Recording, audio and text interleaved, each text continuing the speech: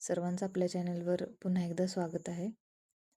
आज आपण इयत्ता 10वी इंग्लिश कुमार भारती अभ्यासक्रमातील सर्व कवितांचं पोएम ॲप्रिसिएशन म्हणजेच त्याला काव्यसुंदरता किंवा रसग्रहण म्हणतो ते आज आपण बघणार आहोत. तर परीक्षेमध्ये हे जे ॲप्रिसिएशन तुम्हाला येतं ते 5 गुणांसाठीच असतं. मग यामध्ये कविता, कवीचं नाव काय, त्यानंतर rhyming scheme, figure of speech आणि जी मध्यवर्ती कल्पना आहे कवितेची त्यालाच आपण सेंट्रल आयडिया असं म्हणतो, हे त्यामध्ये तुम्हाला लिहायचं असतं. तर आपण इयत्ता 10वीच्या पुस्तकातल्या ज्या सगळ्या कविता आहेत इंग्रजी विषयाच्या पुस्तकातल्या, त्या सर्व कविता आपण इथं घेतलेल्या आहेत. तर पहिली जी कविता आहे अ टीनेजर्स प्रेयर. आता ह्या कवितेचे कवी कोण आहेत तर पोएट जे मोर्स. त्यानंतर याचं जे राईम स्कीम आहे ते आहे ABAB. फिगर ऑफ स्पीच आहे ॲलिट्रेशन अँड इन्व्हर्जन. त्यानंतर ह्या कवितेची एक मध्यवर्ती कल्पना अशी आहे की टीनेजर्स म्हणजे किशोरवयीन जो मुलगा आहे तो देवाकडं प्रार्थना करत आहे की त्यानं आयुष्यात योग्य तो निर्णय घ्यावा आणि वाईट मार्गापासून त्यानं दूर राहावं. देवानं त्याला प्रत्येक संकटात मार्गदर्शन करावं अशी या कवितेची मध्यवर्ती कल्पना आहे. त्यानंतर दुसरी जी कविता आहे ती आहे बास्केट फुल ऑफ मूनलाईट. आता या कवितेचे जे कवी आहेत ते आहेत सुनील शर्मा.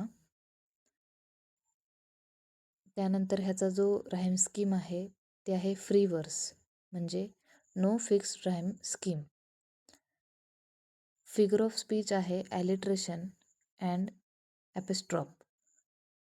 आता या कवितेची जी मध्यवर्ती कल्पना आहे ती आहे एका लहान मुलाची आपल्या गावातील अंधार दूर करण्याची आणि वडिलांसोबतच्या वाटेवर दिव्यांचा प्रकाश किंवा चंद्राचा प्रकाश आणण्याची निरागस इच्छा ह्या कवितेमध्ये आपल्याला सांगितलेली आहे. A rural child wants to sow seeds of moonlight on the dark path from the city to his village, so his father can return home safely and early after work. म्हणजे त्याचे जे वडील आहेत ते सेफली कामावरून शहरातून घरी यावे यासाठी तो जो मुलगा आहे त्याची जी धडपड आहे ती या कवितेमध्ये सुंदररित्या मांडली गेलेली आहे. त्यानंतर तिसरी जी पोयम आहे ती आहे यू स्टार्ट डाईंग स्लोली. याचे पोएट आहेत पॅब्लो नेरुदा. राईम स्कीम आहे फ्री वर्स. फिगर ऑफ स्पीच आहे एन्थेसिस अँड रिपिटेशन. आता या कवितेची जी मध्यवर्ती कल्पना आहे ती आहे जर तुम्ही तुमच्या आवडीनुसार जगला नाही, नवीन गोष्टी शिकला नाही किंवा स्वतःमध्ये बदल केला नाही तर तुम्ही हळूहळू आतून मरणार आहात. म्हणजेच थोडक्यात तुमचं जीवन निरर्थक होणार आहे असा मोलाचा संदेश या कवितेमध्ये कवीने दिलेला आहे. The poet explains that life should be full of adventure, risks and new experiences. Stagnation and routine habits make a person die slowly. त्यानंतर 4 नंबरची जी कविता आहे द ट्विन्स. याचे पोएट आहेत हेनरी सॅम्ब्रोक लेक. याचं जे राईम स्कीम आहे ABAB CD. याचा फिगर ऑफ स्पीच आहे ॲलिट्रेशन, पन अँड आयरॉनी. आता या कवितेची जी मध्यवर्ती कल्पना आहे, सेंट्रल आयडिया आहे ती अशी की ही एक अतिशय विनोदपूर्ण कविता आहे. दोन जुळ्या भावांच्या म्हणजे त्यांचं जे आकार आणि रूप सारखं असण्याच्या गोंधळामुळे लहानपणापासूनच आयुष्याच्या शेवटापर्यंत त्यांच्या वाटेला आलेले मजेदार प्रसंग व गैरसमज कवीने यातून मांडले आहेत. A humorous poem about identical twins where people constantly mistake the speaker for his brother, causing confusion in his daily life and identity. म्हणजे ते दोन जुळी जी भावंड आहेत त्यांना ओळखण्यात नेहमी होणाऱ्या माणसांच्या चुका किंवा काही गमतीदार प्रसंग असतील, गैरसमज असतील, ते या कवितेमध्ये कवीनं मांडलेले आहेत.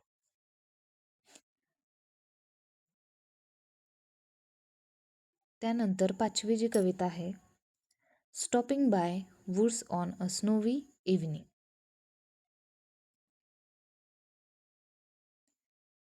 आता याचे पोएट आहेत रॉबर्ट फ्रोस्ट.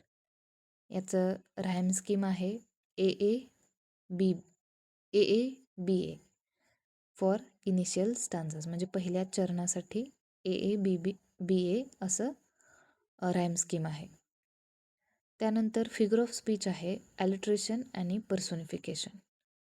आता याची मध्यवर्ती कल्पना म्हणजे सेंट्रल आयडिया काय आहे, तर बर्फवृष्टीच्या सुंदर संध्याकाळी एका रम्य जंगलामध्ये थांबलेला कवी आणि त्याचे कर्तव्याची जाणीव करून देणारे विचार या कवितेतून दिसून येतात.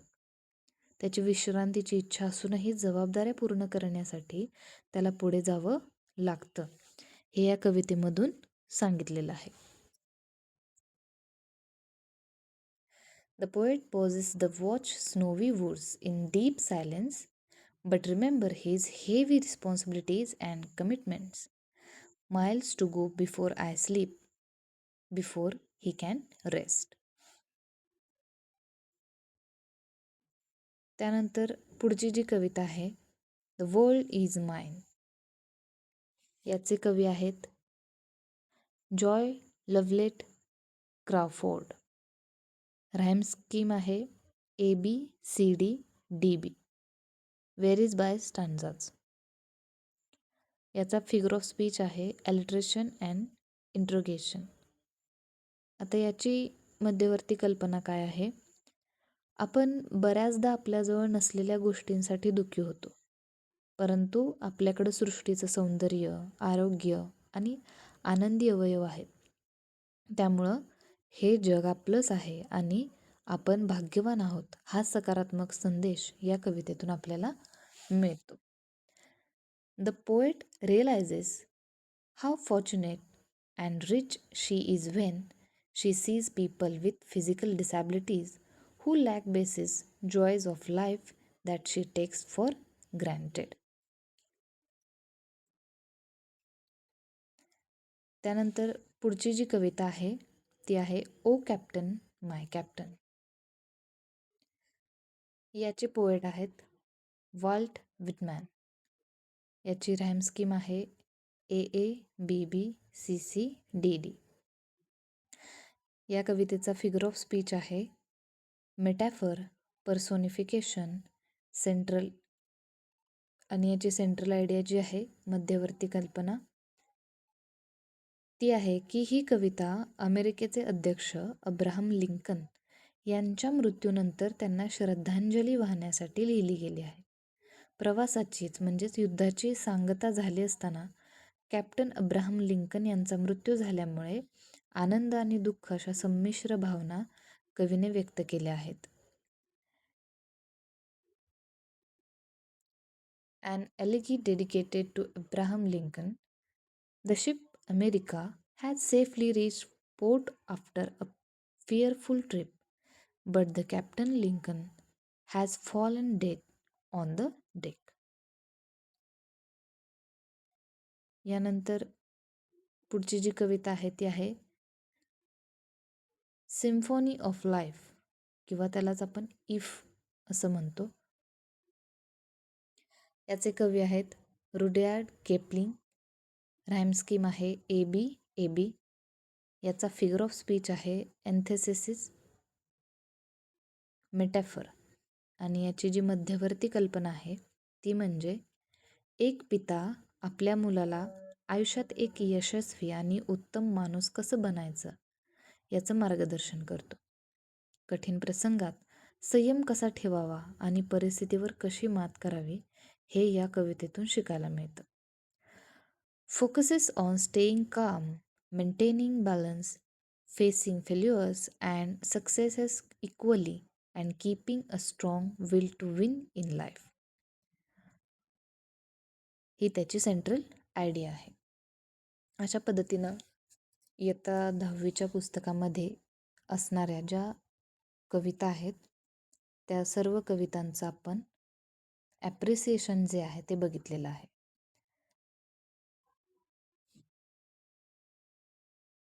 तर हे एकदम मी शॉर्टमध्ये देण्याचा प्रयत्न केला आहे जेणेकरून तुम्ही ते पाठ करू शकता. त्याचा फायदा तुम्हाला एक्झाममध्ये नक्की होऊ शकतो. तर हे जे ॲप्रिसिएशन आहे या ॲप्रिसिएशनमध्ये जे तुम्ही कवितेचं टायटल टाकणार आहात, शीर्षक, त्याला आहे अर्धा मार्क. आणि त्यानंतर कवीचं नाव लिहिणार आहात तुम्ही. कवीच्या नाव लिहिल्यानंतर तुम्हाला अर्धा मार्क मिळणार आहे.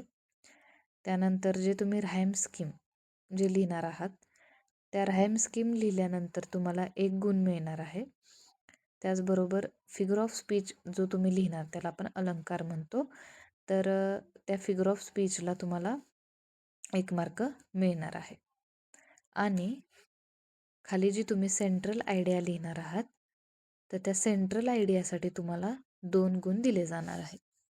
तर अशा पद्धतीनं हे जे ॲप्रिसिएशन आहे कवितेचं त्याला मार्किंग सिस्टीम असणार आहे.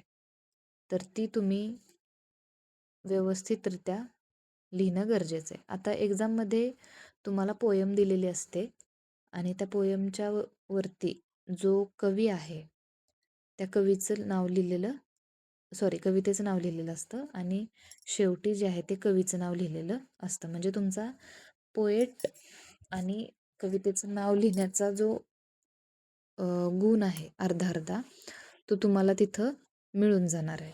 तुम्हाला फक्त लक्षात काय ठेवायचं आहे की या कवितेचा फिगर ऑफ स्पीच काय आहे आणि सेंट्रल आयडिया काय आहे.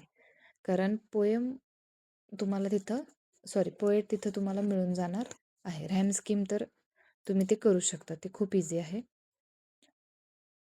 तर अशा पद्धतीनं ह्या कवितेच्या म्हणजे ह्या ज्या कविता आहेत त्या सगळ्या कवितांपैकी कोणतीही कविता तुम्हाला एक्झामला येऊ शकते. त्यामुळं सगळ्याच्या नोट्स तुम्ही रेफर करा, त्या पाठ करा. तर हे जे ॲप्रिसिएशन तुम्ही लिहिणार आहात त्याला एकूण 5 गुण असे तुम्हाला विभागून तिथं मिळणार आहेत. तर यामध्ये तुम्हाला काही शंका असेल तर मला कमेंटमध्ये कळवा. आणि अभ्यासामधीलच काही जर घटक तुम्हाला त्याबद्दलचे व्हिडिओ जर हवे असतील तर तेही तुम्ही नक्की कमेंटमध्ये सांगू शकता. व्हिडिओ आवडल्यास लाईक करा, शेअर करा आणि सबस्क्राईबसुद्धा करा.